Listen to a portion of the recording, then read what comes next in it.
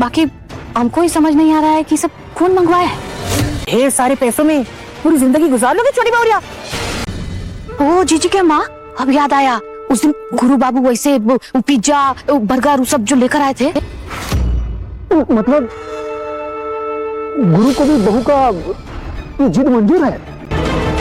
और तेरी कोख में जो अंश पलेगा उसे तुम कैसे ठुकराओगी बहुरिया? सब कुछ जानते हुए भी तुमने छोटी बहुरिया को उसकी। हम भी तो देखे छोटी बहुरिया, ऐसे भूखे पेट कितने दिन जिंदा रहे। आज से और अभी से इस घर की अग्नि और जल भी छीनते हैं हम तुमसे। सुन लिया तुमने छोटे चौधरी, ये यज्ञ की अग्नि जितनी पवित्र होती है ना। क्या एक बहू का स्वाभिमान ससुराल की इज्जत से बढ़कर हो सकता है? क्या एक हवेली की दीवारें किसी के आत्मसम्मान को कुचलने के लिए ही बनी होती हैं? और क्या टीटी की बेटी के आने से एक परिवार में सचमुच हर दिन दिवाली हो सकती है, यानी लगातार धमाके? ये अंश एक ऐसे घर की कहानी कहता है जहां नई बहू छोटी बहू रियाया छोटी बौरिया अपने ससुराल वालों से सीधी टक्कर ले रही है। शुरुआत में ही बहू का अपने पति से झगड़ा है, लेकिन वो अपने परिवार को इसमें नहीं खींचना चाहती और साफ कहती है कि उसे पैसे की जरूरत नहीं है। परिवार में एक टिफिन आता है, माइनस सादी रोटी करेले की सब्जी अरहर की दाल। घर की महिलाओं संभवतः सास और दादी इसे आपत्तिजनक मानती हैं। वे जानना चाहती हैं कि ये किसने मंगवाया और इसे स्वीकार करने पर सवाल उठाती हैं। दादी, जिन्हें दादी कंपाउंडर कहा जाता है, व्यंग्य से पूछती हैं कि क्या बहू अपने पैसों से खाना चाहेगी और कहाँ से लाएगी। खुलासा होता है कि बहू को अस्पताल से 16 रुपये 500 मिले हैं। दादी कहती हैं कि इतने पैसों से पूरी जिंदगी नहीं कटेगी। कुसुम जी, जो शायद सास हैं, इस बात को अपमान मानती हैं कि बहू बाहर से खाना मंगवाए। उनकी इज्जत मिट्टी में मिल जाएगी और शहर भर में उनकी खेलें उड़ेंगी। वे नागेश सर संभवतः ससुर पर दोष मढ़ती हैं कि उन्होंने बहू की जिम्मेदारी ठीक से नहीं निभाई। दादी बहू के पिछले इतिहास को याद दिलाती हैं, पोते पर बंदूक ताने रखना, वसूली के पैसे ठुकराना और नछावर के पैसे गरीबों में बांट देना। वे बताती हैं कि कैसे बहू ने गरीबों को खाना खिलाने के लिए पैसे दिए थे और कैसे गुरु संभवतः पति ने भी बहू की पसंद माइनस पिज्जा बर्गर माइनस का ध्यान रखा था। सास बहू से पूछती है कि वो अपने मायके में क्या खाती थी, जो उसके घर का अनाज उसे रास नहीं आ रहा। बहू का जवाब चौंकाने वाला है, अनाज खेतों में उगता है और सींचा भी तो गरीबों के खून से ही जाता है ना। कुसुम जी सासा कहती हैं कि बहू की जुबान पर लगाम लगाना उनका काम है। नागेश सर को इस मामले में न पड़ने के लिए कहा जाता है, ये कहते हुए कि यह औरतों का मामला है। साथ ही बहू के पेट में पल रहे बच्चे का जिक्र करते हुए उसे इस घर के अनाज पर पलने की बात कही जाती है। पति गुरु हस्तक्षेप करता है, ये कहते हुए कि शादी के बावजूद वे कभी पति पत्नी नहीं बनेंगे। वो बहू की नाक ऊंची होने की बात करता है और कहता है कि उसे नीचे करना पड़ेगा। वो अपनी पत्नी की परेशानी पूछता है, लेकिन फिर खुद ही कहता है कि बहू घर का खाना नहीं चाहती, बाहर से मंगवाना नहीं चाहती, इसलिए उसने पिज्जा बर्गर के बजाय निक्की से बात करके टिफिन मंगवाया। वह इस बात से भी अवगत है कि घर में बाहर का टिफिन आना कितना हंगामा खड़ा कर सकता है। बहू स्पष्ट करती है कि हंगामा तब भी होता जब उन्हें पता चलता कि उसने ससुराल आने के बाद से एक दाना भी नहीं खाया है। वो कहती है कि समस्या उसकी थी तो वो हल भी निकाल लेती। पति पूछता है कि कैसे, और वो जवाब देती है जैसे उसने पिछले 2 दिन भूखे रहकर और पानी पीकर निकाला था। नागेश सर शायद ससुर कहते हैं कि उन्होंने आंटी संभवतः दादी से बात करके बहू के लिए राशन मंगवाने का इंतजाम किया था ताकि वो अपने लिए कुछ बना सके। बहू का कहना है कि अगर ये पता होता तो वो ऐसा कर लेती। नागेश सर मानते हैं कि उन्होंने गलत किया क्योंकि आज उनकी वजह से अंकल संभवतः पति ने आंटी को जिम्मेदार ठहराया। बहू पूछती है कि घर की हर समस्या के लिए आंटी को ही क्यों दोषी माना जाता है। दादिया कहते हुए कि नागेश सर ने बहू को उसकी मनमानी करने दीव से दंडित करने का फैसला करती हैं। वो कहती हैं कि अब से बहू के लिए आग पानी और रसोई घर सब बंद कर दिया जाता है। उनका तर्क है कि जब वो घर का अनाज नहीं खा सकती तो इन चीज़ों का इस्तेमाल करने की क्या ज़रूरत है। वह जानना चाहती है कि बहू अपने गुरूर के साथ कितने दिन जिंदा रहेगी।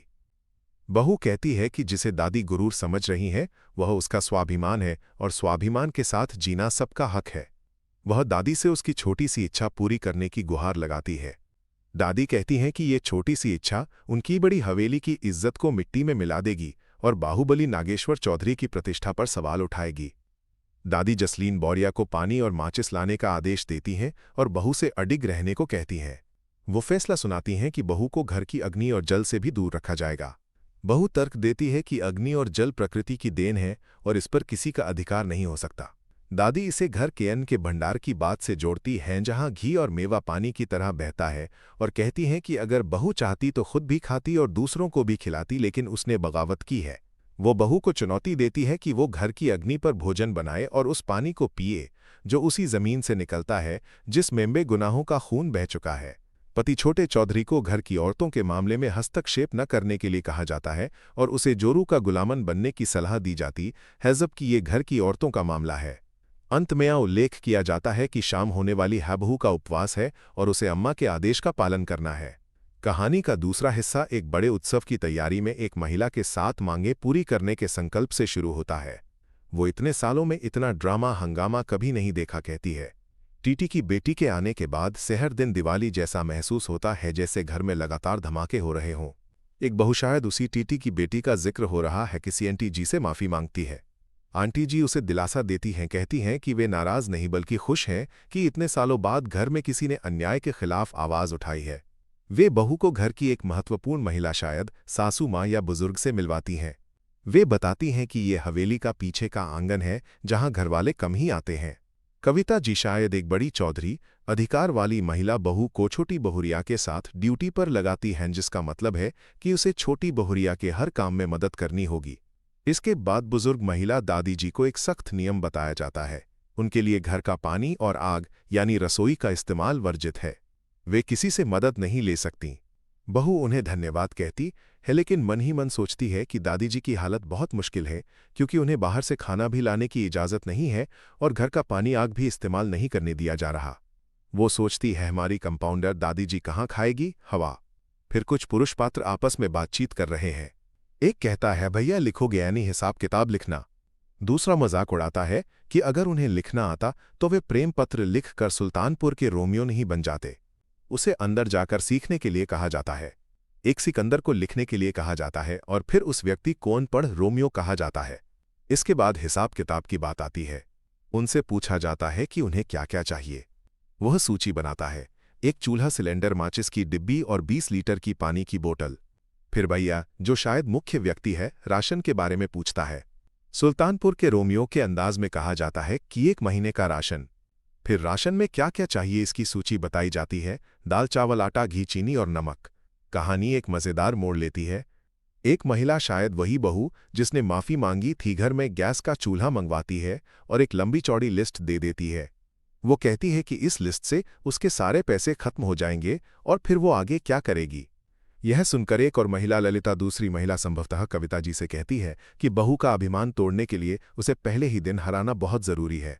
वह खुद को हम कहकर संबोधित करती है और कहती है कि वे चिंता न करें, बस अपना आशीर्वाद दें और फिर वे दिखाएंगी कि वे इस लड़की का काम तमाम कैसे करती हैं। अंत में निष्ठ जुनूनी नामक एक कार्यक्रम का जिक्र है जो शाम 6:30 बजे दंगल टीवी पर आता है। ये उस ड्रामा और हंगामे से जुड़ा एक संकेत हो सकता है जो घर में चल रहा है।